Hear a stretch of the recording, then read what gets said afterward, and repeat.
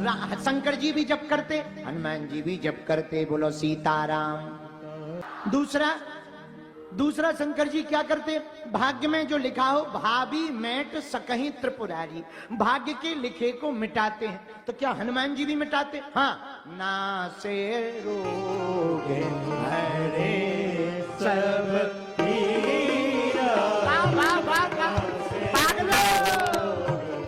भोले बाबा भी भाग्य में लिखे हुए को मिटा देते हैं। और हनुमान जी भी, मेरे प्रिय श्रोताओ, तुम्हारे कर्मों के कारण भाग्य में पीड़ा लिखी, संकट लिखा, और यदि तुम हनुमान जी की भक्ति करोगे तो संकट कटे सब। इतना ही नहीं, अरे इतना ही नहीं, संकट ते मान छुड़ावे, मन क्रम वचन ध्यान जो ये भी भाग्य से लिखे हुए मिटाने की बात। क्योंकि जो आदमी जो भोग रहा, हम लोग जो भी पा रहे हैं भैया, वो अपने कर्मों का पा रहे हैं। जो दुख पा रहे हैं अपने कर्मों का पा रहे हैं। एक बड़ी विचित्र आदत है इंसान की, वो जब कर्म करता है तब ध्यान नहीं देता, जब परिणाम आने लगता है तब वो रोने लगता। हाँ, बिना विचारे जो करे सो पाछे पछताए, काम बिगाड़े आपनो जग में होत हसाए। महाभारत के युद्ध में भीष्म पितामह को बाण लगा, हजारों बाणों ने शरीर को छेद दिया। बाणों की सैया पर भीष्म पितामह लेट गए, इच्छा मृत्यु का वरदान था। भगवान नंद नंदन यशोदानंदन श्री कृष्ण चंद्र जी गए। भगवान महाभारत के उस समर में जहां भीष्म पितामह विराजमान बाणों की सैया पर सो रहे थे, वहीं श्री कृष्ण चंद्र ठाकुर जी अपने पांडवों को लेकर के गए। जब पता लगा भीष्म पितामह को कि श्री द्वारकाधीश आए हैं, तो लेटे ही लेटे मन ही मन में प्रणाम किया। नेत्रों से भगवान श्री नंदनंदन यशोदानंदन की तरफ देखा, उठ तो पा नहीं रहे थे, झुक पा नहीं रहे थे, हाथ पैर हिल नहीं रहे थे। लेटे ही लेटे भगवान नंदनंदन यशोदानंदन देवकी नंदन चितचोर माखन चोर मुरली मनोहर छलिया गिरधारी बनवारी कन्हैया कृष्ण चंद्र श्री मुरारी गोविंद दामोदर कहलाने वाले गिरवरधारी कहलाने वाले ब्रज के रसिक रास रासेश्वर श्री द्वारकाधीश ठाकुर जी बनचंद्र से पूछा। ठाकुर जी से पूछा, भीष्म पितामह बोले, महाराज एक बात बताओ, हमने लेटे लेटे, और तो कोई काम नहीं था, जैसे कोरोना काल में हम लोगों को कोई काम नहीं था, टीवी देख रहे थे, उसी प्रकार भीष्म पितामह बोले, हम लेटे रहे और तो कोई काम नहीं था, उठ पा नहीं रहे थे। हमने अपने 99 जन्म पूर्व के बैठे लेटे लेटे देख लिए, ऐसा कोई भी कर्म नहीं मिला जिस कर्म के प्रभाव के कारण हमको ये कष्ट भोगना पड़ रहा हो। आप कृपा करके बताओ, हमने ऐसा कौन सा कर्म किया जो इतना असहनीय वेदना का दुख सहना पड़ रहा, इतनी पीड़ा सहनी पड़ रही, इतना असहनीय कष्ट सहना पड़ रहा। आप कृपा करके हमको बताओ, हमने क्या अपराध किया। भगवान ठाकुर जी मुस्कुरा गए। तो भीष्म पितामह बोले, बस यही हंसी में आदमी फंस जाता है, आपकी हंसी ही खतरनाक है। आप मुस्कुराओ ना, सीधे सीधे बताओ। हमें पता है आपने एक भी काम आज तक सीधा नहीं किया, सब टेढ़ा किया। जितने काम किए सब टेढ़े किए, और ठाकुर जी सच में टेढ़े हैं, इनका तो नाम ही टेढ़ा है। का और का के नीचे जो बंसी जैसी राखी रकार है कृष्ण, इनका नाम हमारे राम जी देखो कितने सीधे हैं, राम। और तुम्हारे वाले ठाकुर जी कितने टेढ़े। हमारे राम जी की फोटो देखना, कहीं चित्र देखना या मूर्ति देखना, एकदम सीधे खड़े मिलेंगे, ज्यादा से ज्यादा ऐसे। और तुम्हारे वालों की ना पूछो, खड़े भी होंगे तो 3 जगह से टेढ़े, पांव के ऊपर पांव रख लेंगे, कमर भी झुका लेंगे और गर्दन भी थोड़ा लटका लेंगे, और फिर बंसी बजाएंगे। तुम्हारे वाले जितने टेढ़े हैं, हमारे वाले उससे कहीं ज्यादा सीधे हैं भैया। तो भीष्म पितामह ने कहा, ठाकुर जी मुस्कुराओ मत, सच सच बताओ, 99 जन्म हमने देख लिए, ऐसा कोई कर्म नहीं किया कि हमको ये कष्ट भोगना पड़े, ये दुख भोगना पड़े। भगवान मुस्कुराते हुए बोले, भीष्म पितामह तुमने 100वां देखा, आपने 100वां जन्म देखा, नहीं। तो बोले 100वें जन्म में तुमने एक लफड़ा किया था। कौन सा? बोले एक मरे हुए सर्प को अपने तीर की नोक में फंसा करके फेंक दिया था और वो कांटों के ऊपर जा गिरा था। उसके शरीर में अनेक कांटे लग गए थे। जितने कांटे उसके शरीर में चुभे वही 100 जन्म बाद तीर बन करके तुमको चुभे हुए हैं। इसीलिए कर्म विचार करके व्यक्ति नहीं करता, जब दुख पाता तब रोने लगता। बोलो सीताराम, जोर से बोलो।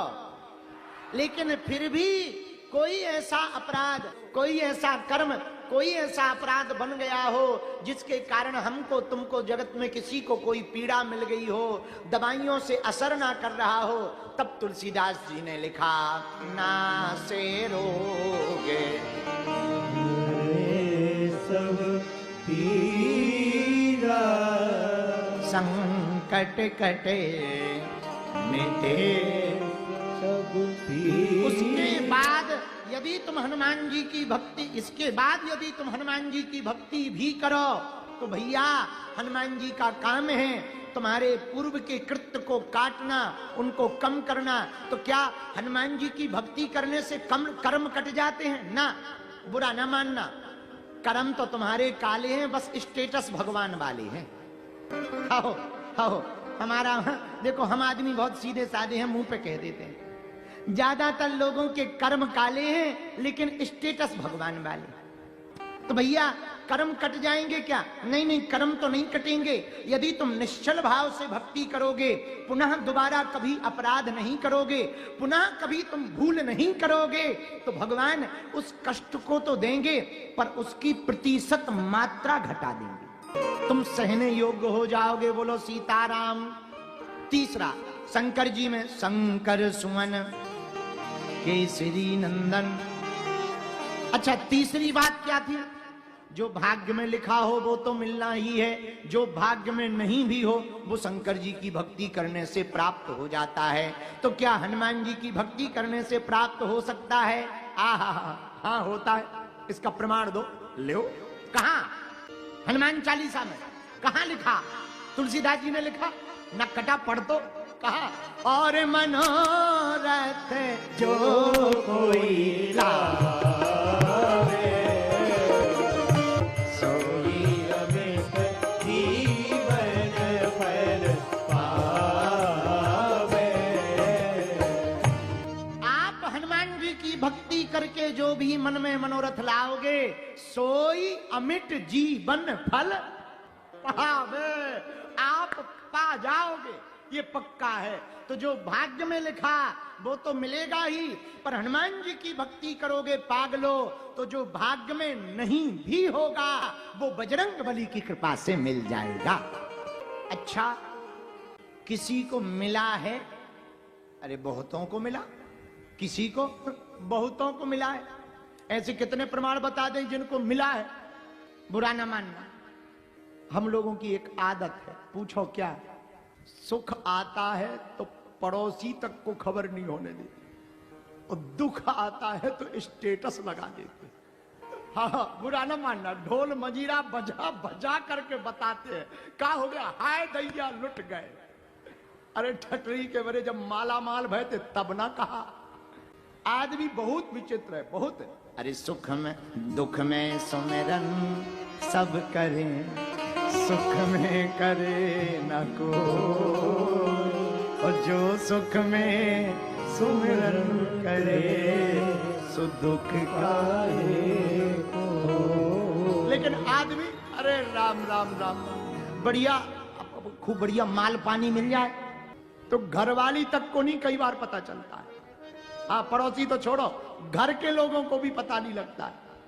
वो तो अच्छा, कई माताओं को भी मिल जाता है तो स्वामी जी को पता नहीं लगने देती। वो तो बड़ी कृपा है कि नोटबंदी में पता लग गया।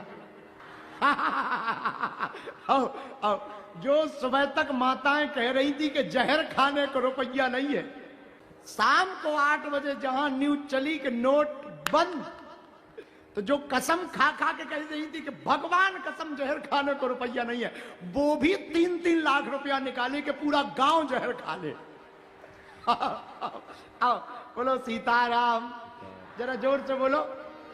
हाँ, तो आदमी सुख छिपाता है, संपत्ति छिपाता है, यश छिपत। अब तो एक और नया चलन चला। एक आदमी हमको सुना रहा था, देखो हम अपनी नहीं कह रहे, कोई बुरा मत मान जाना, हम तो लोगों की सुनी सुनाई सुना दे। एक आदमी हमें सुना रहा था, बस का कंडक्टर, बोला गुरुजी एक बार 2 बहनें बस में चढ़ी, मुन्नी बाई और फना बाई, दोनों बस में चढ़ी, सीट एक थी, बहन जी 2 थी, और बोले पूरे रास्ते भर सीट खाली रही, दोनों नहीं बैठी।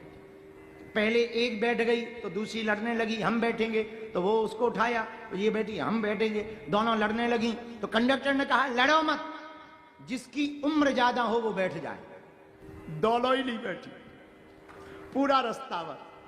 बोलो सीताराम।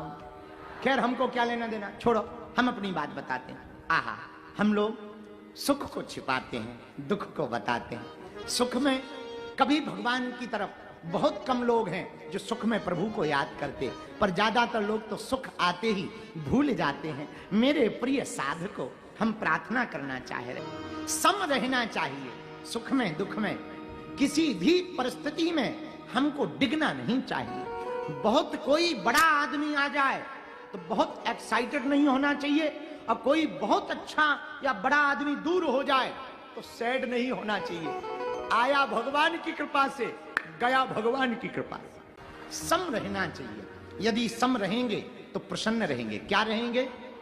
बोलो बोलो बोलो भैया, प्रसन्न। हनुमान जी का काम है जो आपके भाग्य में नहीं है। यदि तुम इनकी भक्ति करोगे तो मेरे प्रिय जनों, आपको हनुमान जी की भक्ति से वो भी प्राप्त होगा जो आपके भाग्य में नहीं होगा। किसी को मिला, 1-2 प्रमाण हम बता देते हैं। लंका का राजा रावण था। रावण के राज्य में हनुमान जी लंका में एंट्री करते प्रवेश। विभीषण जी मिल गए। विभीषण जी राम राम तई सुमरन कीना, हृदय हरस कपि सज्जन चीना, यही सन हटि करिहौं पहचानी, साधु ते होय न कारज हानि। उसी समय विप्र रूप धरी वचन सुहाए, हनुमान जी ब्राह्मण का वेश बना करके विभीषण के पास आए, कान में बोले और सुनाओ लंकेश क्या हाल है। विभीषण बोला हम लंकेश थोड़ी है, आपको गलत फहमी हुई है, हम तो उनके छोटे भाई हैं। लंकेश तो रावण है, रावण यहाँ का राजा तो रावण है। हनुमान जी बोले हम वर्तमान की बात नहीं कर रहे, फ्यूचर की कर रहे हैं। विभीषण बोले मतलब? हनुमान जी बोले हमको भविष्य दिखाई देता है, और जरा राजनेता जितने बैठे हो हमारी कथा को सुन लो, तुम्हारी पार्टी में कैंडिडेट बढ़ जाएंगे।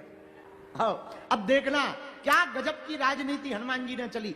हनुमान जी कान में बोले हम वर्तमान की बात नहीं कर रहे, भविष्य की कर रहे हैं। विभीषण जी बोले क्या? हनुमान जी बोले हमें दिखाई पड़ रहा। क्या दिखाई पड़ रहा? तुम प्रधानमंत्री बन रहे। कहां के? लंका के राजा बन रहे। राजा मीन्स प्रधानमंत्री बन रहे। तुम यहाँ के प्रधानमंत्री राजा बनने वाले हो। विभीषण जी बोले आप कह रहे प्रधानमंत्री, हम है नहीं है मंत्री। हनुमान जी बोले बस एक गड़बड़ है। विभीषण बोले क्या? हनुमान जी बोले पार्टी गलत है, तुम जिस पार्टी में हो वो गड़बड़ है। विभीषण बोले उपाय क्या है? हनुमान जी बोले अपनी वाली पार्टी ज्वाइन करो।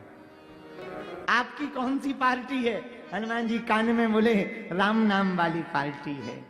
अच्छा क्या करना चाहिए? सीताराम नाम का भजन करते हुए राम जी के चरण पकड़ लो, और चरण पकड़ने से तुम लंका के राजा बनो।